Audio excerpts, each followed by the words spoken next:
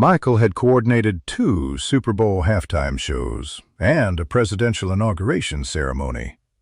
He had never been as nervous as he was standing backstage at the Forum in Inglewood on February 13, 1983, waiting for Marvin Gaye to be ready to go on. Marvin had not rehearsed. He had arrived 40 minutes before showtime.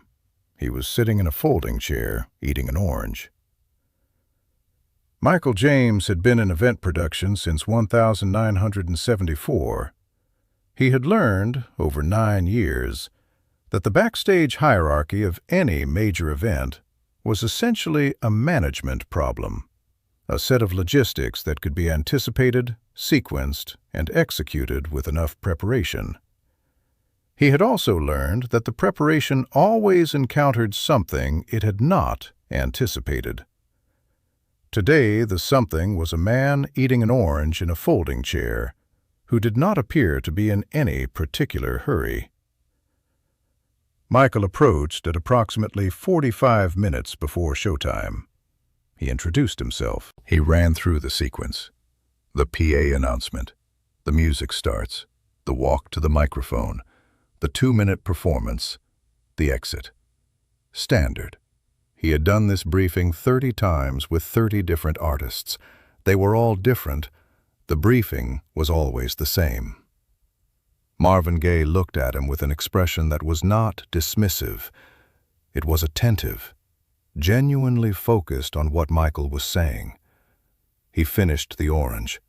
He said, "I got it." He said it in the tone of someone for whom this was not complex information. Michael said, "Have you had a chance to rehearse the arrangement?" Marvin looked at him. He said, "The arrangement is in my head. I have been singing this song my whole life."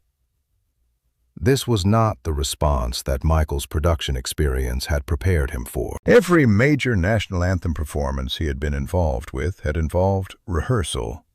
At minimum, a walkthrough with the audio team, a sound check, a run-through of the specific arrangement so that the musicians, the sound engineers, and the broadcaster were aligned.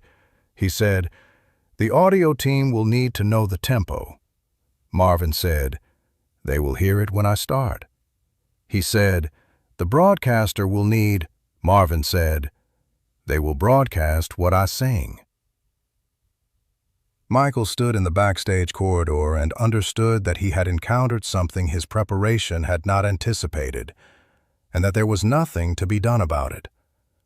He went back to the production table and told the audio team, "Follow him." He called the broadcast coordinator and said the same thing. Then he went back and stood near the entrance to the stage and waited.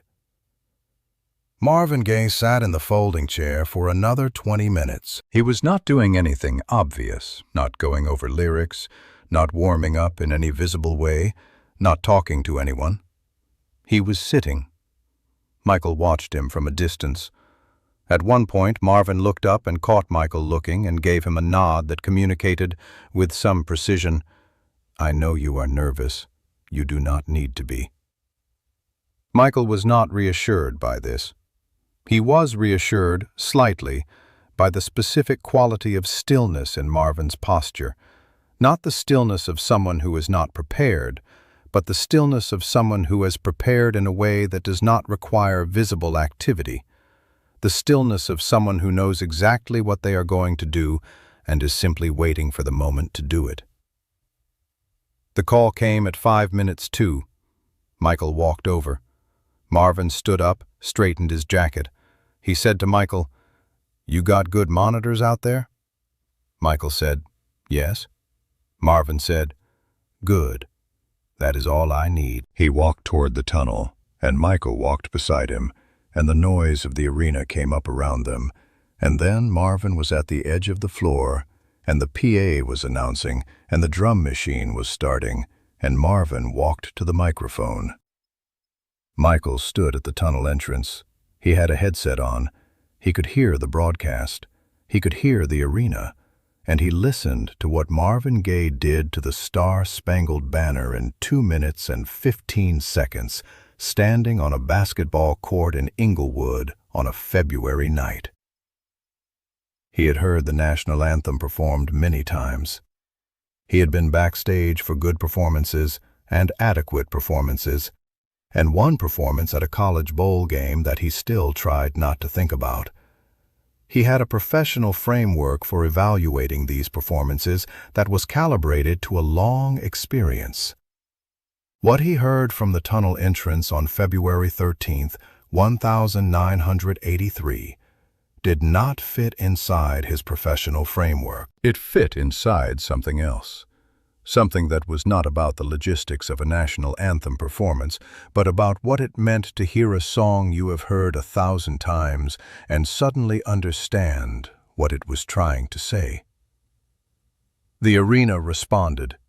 Michael could feel it from the tunnel, the specific shift in the quality of the crowd's attention when an audience moves from observation to something more involuntary.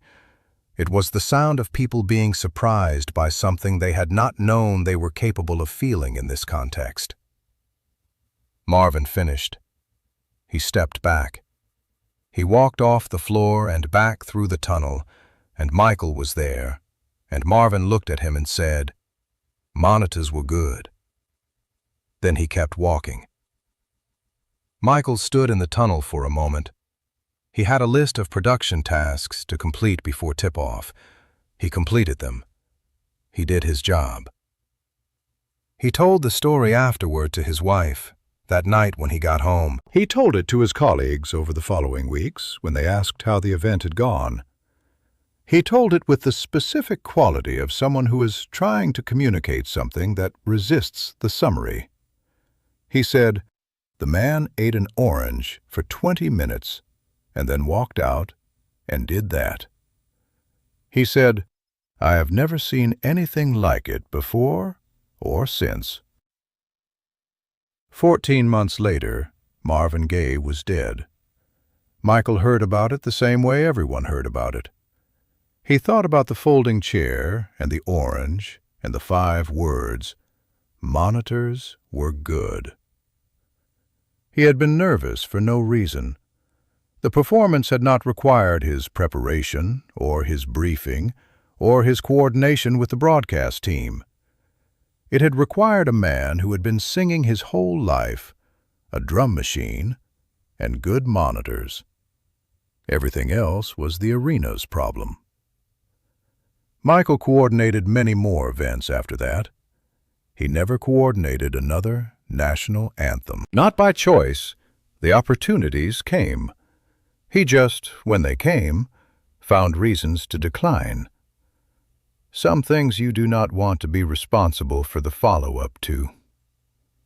The February 13th, 1983 performance at the Forum was one of them.